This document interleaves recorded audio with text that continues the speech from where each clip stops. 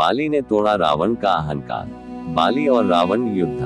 आपका स्वागत है हमारे गुरु ब्रह्मा गुरु विष्णु चैनल पर। इस चैनल को जरूर सब्सक्राइब कर दीजिएगा, इससे आप तक हमारी सभी धार्मिक वीडियो का नोटिफिकेशन आप तक सबसे पहले पहुंचेगा।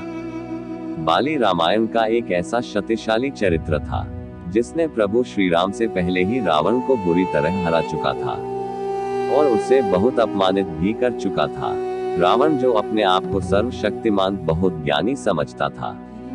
रावण एक बहुत बड़ा विद्वान, राजनीतिज्ञ, सेनापति, वास्तुकला का ज्ञाता और साथ ही बहुत सारे ज्ञान विज्ञान से जुड़े ग्रंथों का ज्ञाता रावण था। अपनी सिद्धि और तपोबल के जरिए उसने अपने जीवन में बहुत सारी मायावी शक्तियां अर्जित कर ली थी, जिसकी वजह से उसे इंद्रजाल, तंत्र मंत्र, सम्मोहन और न जाने कितने प्रकार के जादू करने के लिए वह विख्यात था। यदि संक्षिप्त रूप में कहें तो रावण एक ऐसा व्यक्ति था जो भगवान की तरह ही 64 कलाओं में निपुण था। लेकिन इतनी शक्ति और ज्ञान होने के बावजूद एक समय ऐसा आया था कि रावण को किष्किंधा नरेश बाली के सामने क्षमा मांगने को विवश होना पड़ा। आखिर बाली ने महान पराक्रमी रावण और उसके अहंकार को कैसे चकनाचूर कर उसे हराकर उसे बुरी तरह अपमानित और लज्जित किया। दर्शकों, आज हम आपको इस कथा की पूरी जानकारी देंगे। बाली को स्वयं भगवान ब्रह्मा जी से वरदान प्राप्त था कि उसे जो कोई भी युद्ध की चुनौती देगा उसका आधा ताकत और पराक्रम बाली के अंदर आ जाएगा।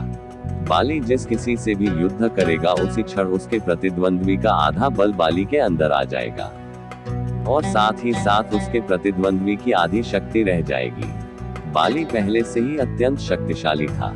वह अपने प्रतिद्वंद्वी का आधा बल उसके अंदर आ जाने से वह संभवतः उससे अधिक शक्तिशाली हो जाता था, इसलिए उसे सामने से हराना किसी के लिए भी असंभव था। रावण लंका का राजा था जो अपने पराक्रम के बल पर कई राजाओं को अपने अधीन कर चुका था, जिसका उसको बहुत ही गुमान था। वह एक राक्षस प्रजाति का था जिसे स्वयं भगवान से वरदान मिला था कि उसकी मृत्यु किसी देवता, असुर, राक्षस, किन्नर, गंधर्व, यक्ष, सर्प, नाग, गरुड़ इत्यादि से नहीं होगी। लेकिन उसने अपने इस वरदान में मानव व वानर को नहीं मांगा था, तथा बाली एक वानर था, इसलिए रावण की मृत्यु उसके हाथ से हो सकती थी। जब रावण को बाली के पराक्रम व शौर्य का पता चला तो वह उससे ईर्ष्या करने लगा कि आखिर एक वानर के पराक्रम की चर्चा चारों दिशाओं में हो रही है, क्या वह इतना बलशाली होगा। यही सोचते हुए एक दिन इसी ईर्ष्या में वह बाली की नगरी किष्किंधा चला गया और बाली के बल का उपहास करने के उद्देश्य से वह बाली को युद्ध के लिए बार ललकारने लगा। बाली में इतनी शक्ति थी कि वह किसी भी शत्रु की ललकार को अनदेखा नहीं करता था। वह उससे निश्चित ही युद्ध करता था। जो उसे ललकारा होता उसी क्षण अपने रौद्र रूप में आ जाता था और अपने प्रतिद्वंदी से युद्ध करने के लिए अपने गुफा से बाहर आ जाता था। इसलिए वह रावण से भी युद्ध करने गया। बाली व रावण के बीच में भीषण घमासान युद्ध हुआ। वरदान स्वरूप रावण की आधी शक्ति बाली के अंदर प्रवेश कर गई, जिस कारण बाली ने रावण को बहुत आसानी से हरा दिया। उसके बाद उसने रावण को अपने कारावास में बंदी बना लिया और उसका प्रतिदिन अपमान करने लगा। बाली प्रतिदिन सुबह किष्किंधा की चारों दिशाओं में समुद्र के चक्कर लगाकर आता था।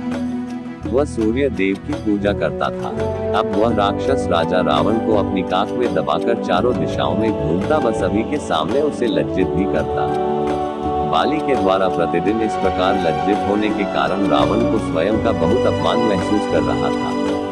लगभग 6 माह तक बाली रावण को अपनी काख में दबाए यूं ही घूमता रहा, जिसके उपरांत रावण को ये भली भांति समझ आ गया कि बाली से जितना मेरे बस की बात नहीं, मुझे इससे क्षमा मांग लेनी चाहिए। रावण ने बाली से क्षमा मांग कर उसके सामने मित्रता का प्रस्ताव रखा। बाली ने भी रावण को क्षमा कर दिया और उससे मित्रता कर ली। इसके बाद रावण वापस अपने लंका चला गया। वह तब से लंका व किष्किंधा के बीच राजनीतिक संधि हो गई। इस तरह बाली ने रावण का अहंकार को तोड़ा था। दर्शकों, आपको ये प्रस्तुति कैसी लगी कमेंट में जरूर लिखिएगा, तभी तो हमारी गलतियों का पता चलेगा। और सब्सक्राइब जरूर कर देना, क्योंकि हमारे इस चैनल को आप सभी के सपोर्ट की बहुत ही आवश्यकता है। अभिनंदन आप सभी का। दिवाली की ढेर सारी शुभकामनाएं आप सभी को।